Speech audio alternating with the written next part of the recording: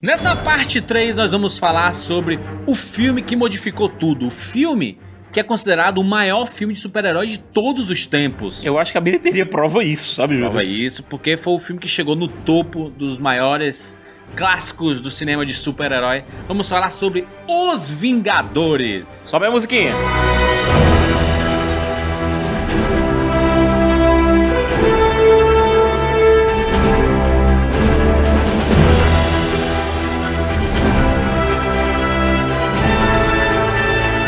Começar falando que em 2009 a Disney comprou a Marvel. Explode a gente, olha, que isso foi uma bomba. Uma bomba que modificou tudo. Lembrando que outros filmes do universo cinematográfico da Marvel já estavam acontecendo, que inclusive foram lançados pela Paramount E pela Universal, no caso, o Incrível Hulk. Exatamente. E aqui, mesmo tendo sido comprado pela Disney, a Disney ainda não era dona desse universo todo assim, porque o acordo tinha sido feito antes. Eram 5 anos, minha gente. Exatamente. E aí se encerrar ali um pouquinho depois de Homem de Ferro 3. E aí a Disney falou o seguinte: não, vamos negociar aqui. E aí eles falaram com a Paramount, fecharam um acordo e eles compraram o direito de distribuição de Vingadores por 115 milhões de dólares. Mas isso em distribuição local. Exatamente. Distribuição mundial, A Paramount internacional, ainda tava com era da o Paramount.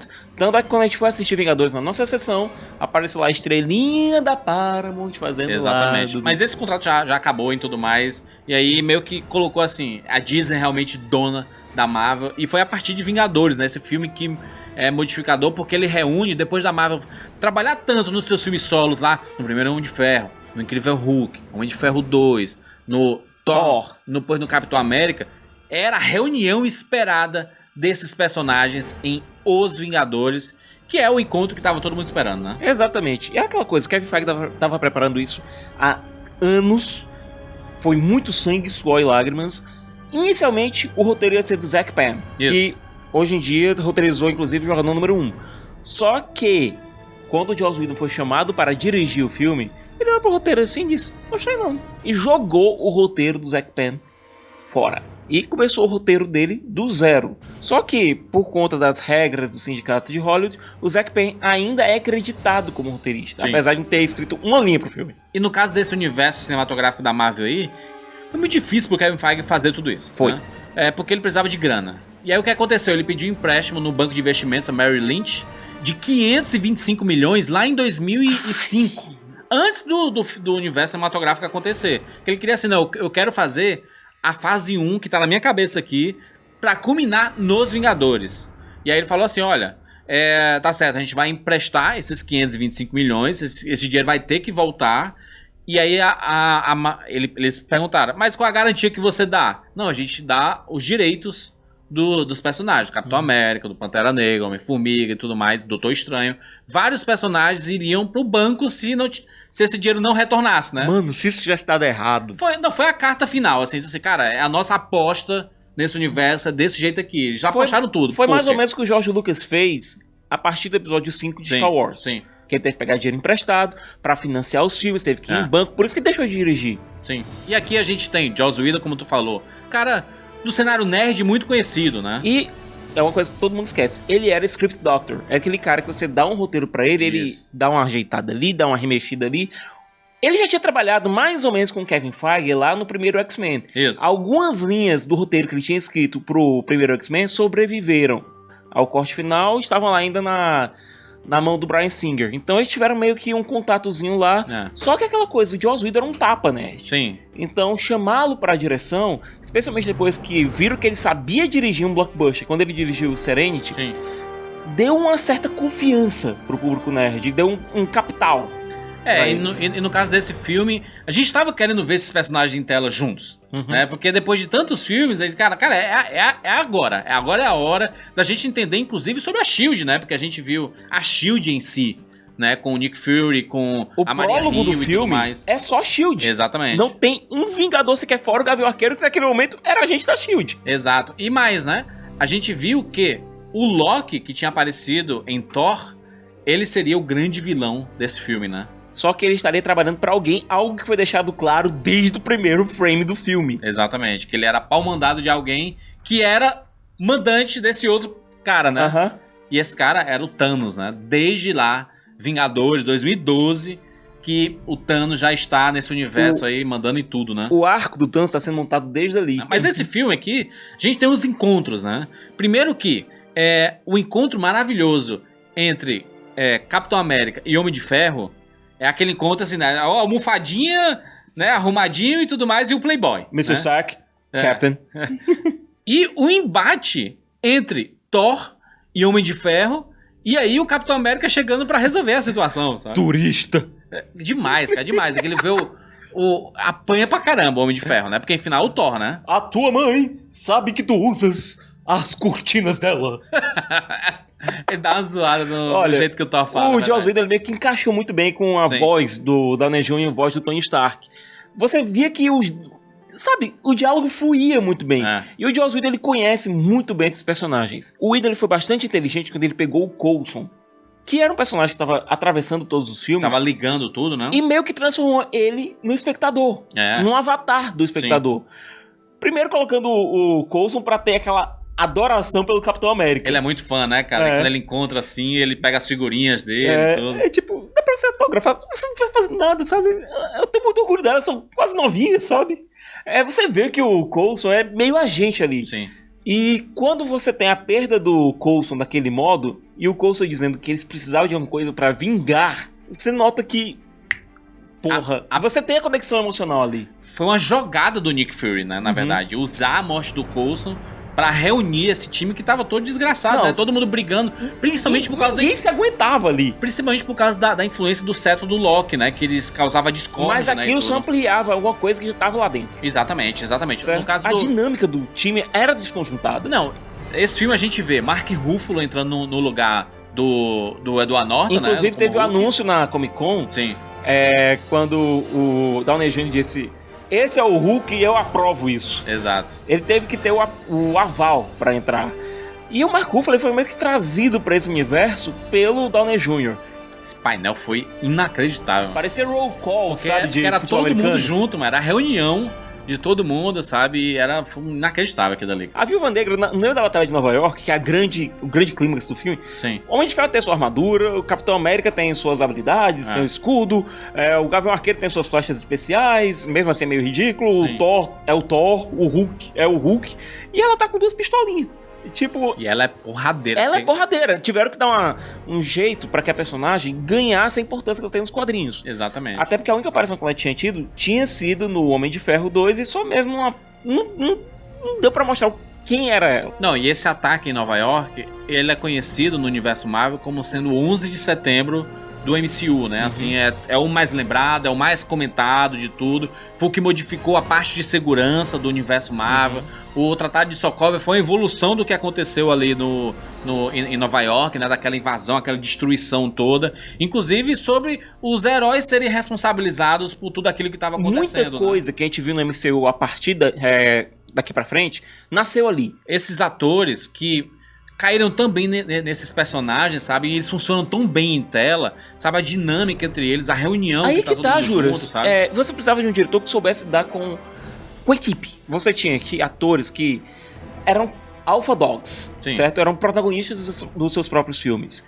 Saber como eles iam lidar um com o outro, como é que ia ser a química entre eles na tela, sim, era fundamental para que o projeto todo funcionasse. Se não houvesse química ali, o projeto todo afundava. E você falar que eles estavam todos, parecia em jornadas pessoais, né? E aí eles tinham que se juntar pra combater o mal que tinha chegado ali, né? Era o Loki trazendo o Chitauri e tudo mais, a invasão que aconteceu em Nova York, e eles tendo que lutar juntos. E aí, cara, quando a gente vê a luta deles juntos, depois de ter uma construção de todos esses personagens, você consegue compreender como foi um acerto esse projeto Vingadores. Você consegue até ignorar o capacete ridículo do Capitão América. Não importa, cara, porque eles estão lutando tão bem e você entende o Capitão América como líder, que os policiais não compreendem. Aí o Capitão América, não fala isso, não sei o que, parará e parará. E aí aparece o C lá. Quem é tu pra mandar na gente? Aí, faz tudo aí como mandou. Os personagens todos funcionando juntos, o Tony Stark se comunicando com todo mundo. O Hulk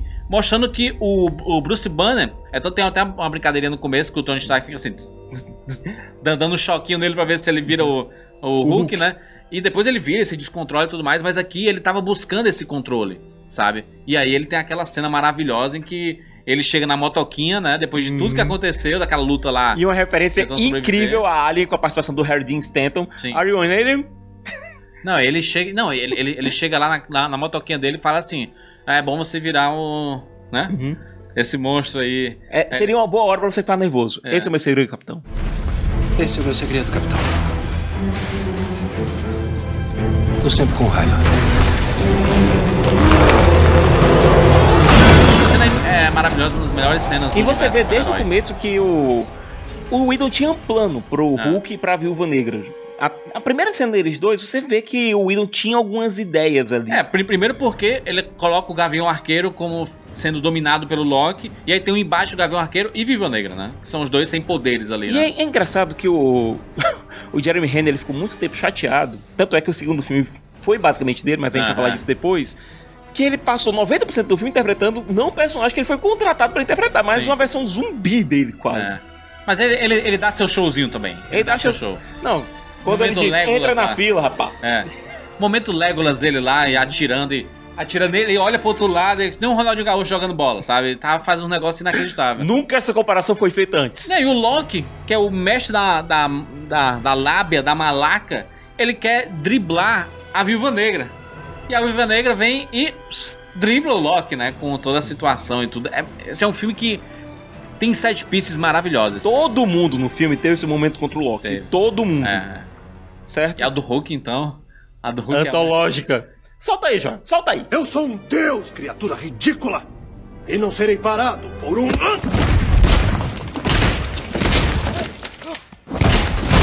A luta em si, ela é espetacular, porque você vê eles funcionando como equipe, né?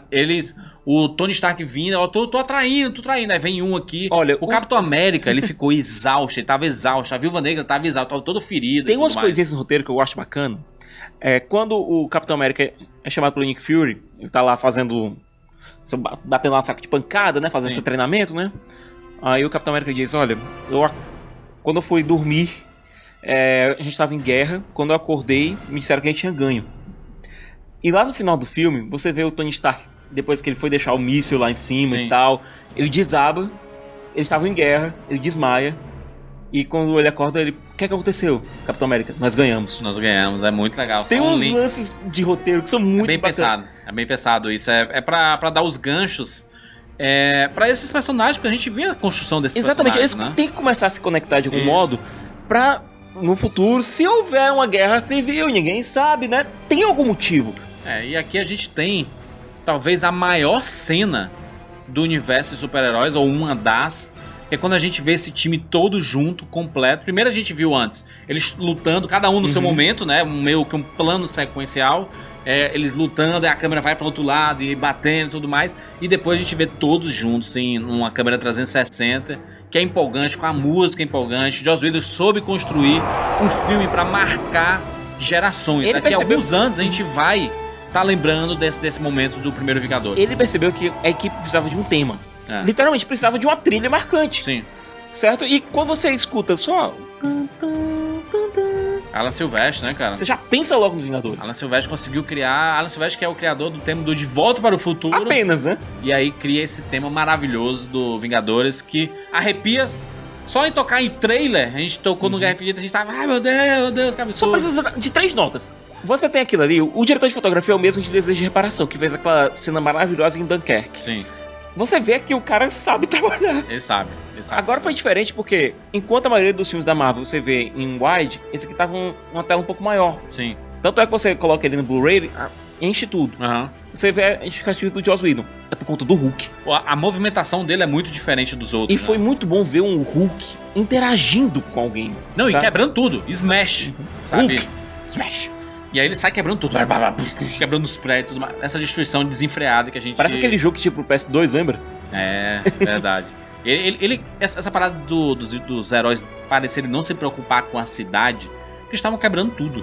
Né? Tudo que vinha pela frente eles estavam querendo salvar. Só que eles não entendiam que o super-herói não é só isso. É você ter um Capitão América entendi. Tanto é que ele tem umas cenas que ele vai resgatar o pessoal e tal. É por isso que ele é o grande... É por isso que ele é o Capitão América. É o Capitão América, entendeu? Ele é o personagem que é a grande liga desse universo. Mas se você notar, Juras, O ponto de virada do Capitão América foi nesse filme. Sim. No primeiro filme ele tava servindo literalmente ao governo. Isso. De vez em quando ele discordava, mas continuava seguindo a cadeia de comando. Aqui ele continuou seguindo a cadeia de comando até ele conhecer o Tony Stark. Sim. O Tony Stark, ele plantou uma sementinha de rebelião no Capitão América que levou ele a encontrar as armas da fase 2 do Nick Fury. Porque ele tava dizendo assim, é pra tu tá acreditando muito nesses caras, bicho. Tu paga pau desses caras e não tá enxergando que eles estão manipulando tudo, né? É um arco, se você notar. É. Você começa nisso, você desenvolve isso no Soldado Invernal. Enquanto isso, lá no Guerra Civil, você vê o Tony Stark invertendo. Exatamente. E ele meio que subserviente ao governo americano pra achar que precisa de alguém que controle, dê a responsabilidade. Foi muito bem construído, né? O Kevin Feige, com esse filme, com esse filme e o sucesso que foi a bilheteria, que foi o maior filme de super-herói de todos os tempos. Até agora. Até então, ele se torna o filme que pontua de vez que a Marvel não vai parar de fazer esse filme de super-heróis. Por quê? Porque eu falo isso porque os filmes anteriores, tipo, os Homens de Ferro funcionaram e tudo mais. Deram uma bilheteria bacana. Mas o Capitão América não funcionou em bilheteria tanto, sabe? O Hulk também não funcionou. O Thor, ok, sabe? E não teve estouro, sabe? O estouro foi aqui. A explosão maior foi aqui. O Big Bang foi no primeiro Homem de Ferro, mas a explosão maior aqui fez com que os outros filmes da Marvel, até mesmo o de Heróis Desconhecidos, ganhassem um selo. A própria logo da Marvel Studios, que antes mostrava desenhos de quadrinhos, hoje mostra os personagens dos filmes, cinema, né? Porque eles não precisam mais se apoiar nos quadrinhos, eles podem se apoiar exclusivamente no universo que foi construído no cinema, né? E tudo que aconteceu pós Vingadores é reflexo desse filme especificamente, sabe? Esse filme, a gente pode dizer que é talvez o filme mais importante do universo de super-heróis da Marvel, é o filme mais importante. De virada. É o ponto de virada de tudo e que mostrou, olha, a Marvel Studios chegou com força e eles querem mais, né? E aí a gente vai comentar sobre isso nos próximos vídeos. A gente vai comentar sobre 2 filmes que um tinha a missão de pontuar esse universo do Homem de Ferro. É o que tinha a missão de vir após Vingadores, que não era fácil. E o outro ele tinha a missão de melhorar o que foi mostrado lá no primeiro filme do Deus do Trovão. Será que agora a temática vai ser um pouco diferente? Será que eles vão consertar esses erros?